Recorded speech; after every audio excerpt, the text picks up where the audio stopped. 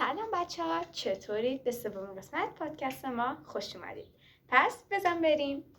داخل این قسمت ما میخوایم درباره یکی از مشکلات رایجی که این چند وقته بین هممون خیلی جا افتاده صحبت کنیم. یعنی استرس.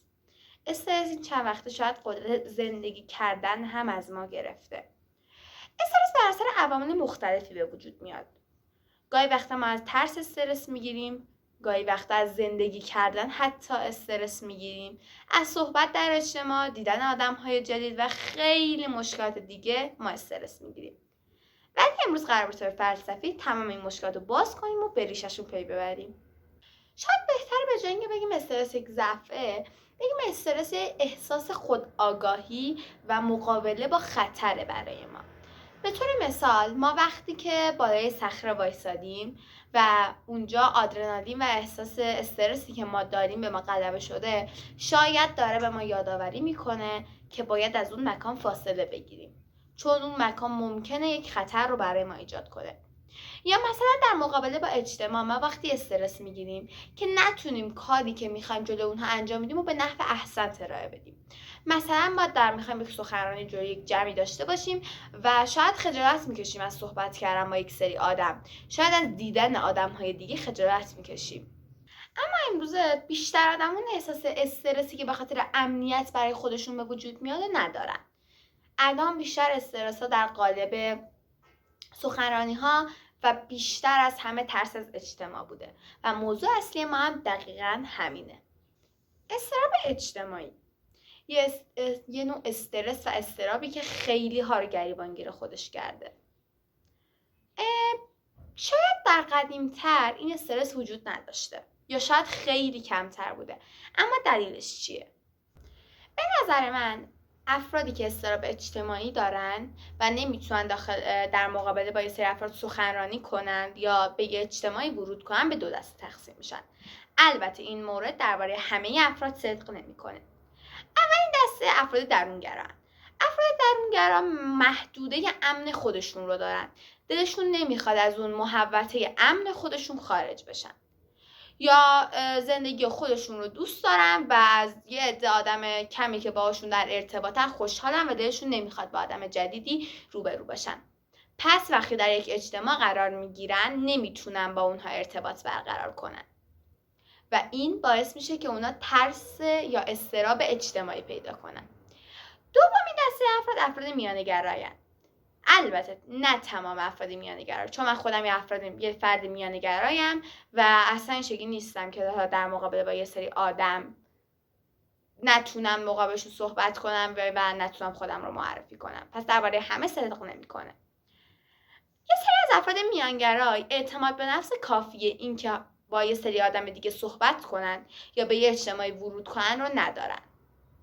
شاید از قیافه خودشون رنج میبرن، شاید با خودشون فکر میکنن که اگر این افراد من رو نپذیرن چی؟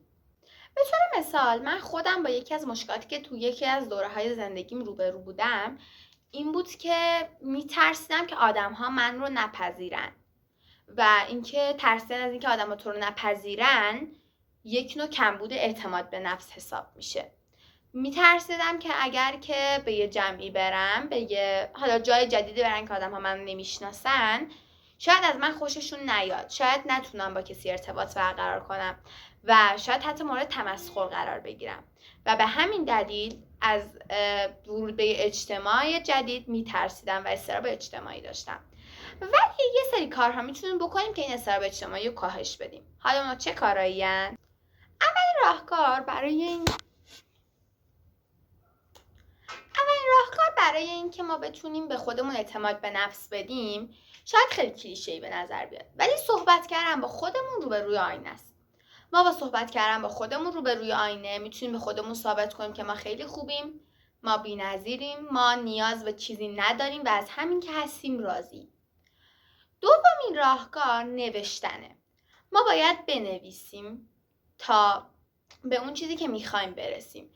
باید در خودمون بنویسیم که من خیلی زیبام، من پرفکتم، من در مقابله با یه سری آدم ها بهترین نوع خودم رو ارائه دادم و اینکه اگر یه آدمی از من خوشش نمیاد تقصیر اونه و تقصیر من نیست که اون آدم منو دوستم نداره و خودمون رو مقصر قرار ندیم.